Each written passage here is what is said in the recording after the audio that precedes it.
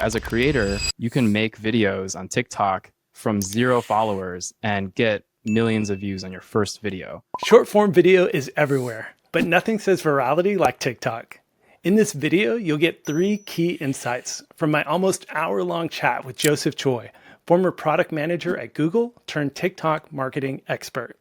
And if you want to watch the full episode, click here or open the description below.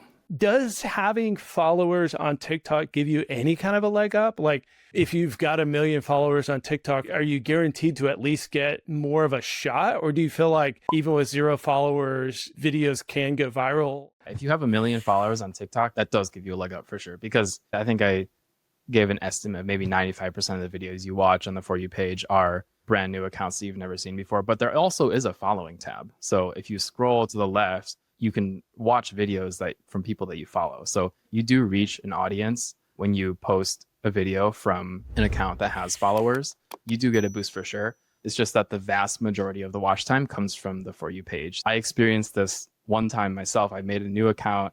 I made a video with 0 followers and I got 50,000 views on the first video. I was living in San Francisco at the time and I just started talking about SF culture. But people in the app space are doing this too. And I think that's what's unique about TikTok. It's like before you had to build up a following on your Instagram or your Facebook, or if you wanted to do ads, you pay for the content to put it in front of people.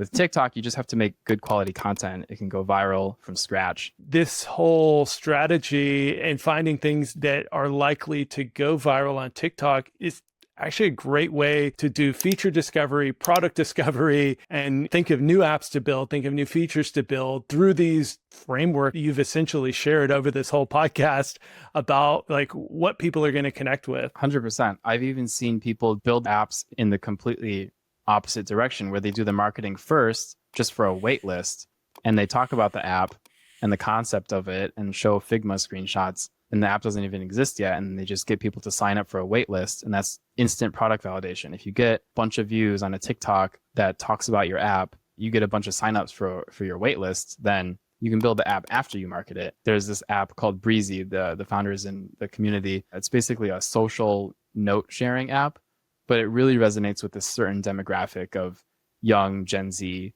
people. Yeah, she just makes founder-led content talking about the app itself, showing Figma screenshots, some beta screenshots, and then it's a waitlist. And she made a video that was 15 seconds long, just talking about the app, and got, I think, 5,000 waitlist signups. Let's dig into a couple more examples. I know there's an ADHD habit tracking app that's like doing really well on TikTok. Like, what's their content? Like, what's so shareable about what they're doing? This might be a Gen Z trend, but I think, Gen Z cares a lot about mental health.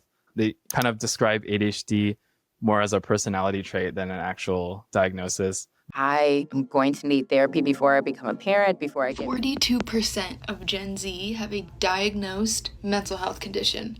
These are the top 3 mental health concerns of Gen Z. The trend is out there and people are talking about it. So there's all this existing ADHD content where people are saying, does anyone else get that feeling when you walk into a room and then you completely forget why you were there? You could do that as a talking head video. These creators are speaking to the camera, or they're doing skits where they show themselves walking into the room and then forgetting why they're there. Procrastination on things like their homework or their tasks.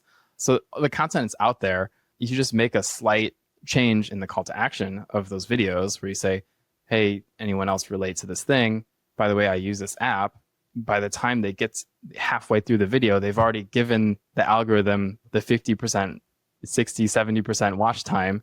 And then you plug the app, at the end, then people are like, well, it's okay. Like I just got all this relatable content and maybe got a few tips for managing my ADHD. Plus they just gave me this app that's really useful. It's almost like an infomercial, but just organically on TikTok. You got to give value and demonstrate the value of the product by talking about the pain points and then talking about the solutions and including your product as a solution for the topic that you're talking about.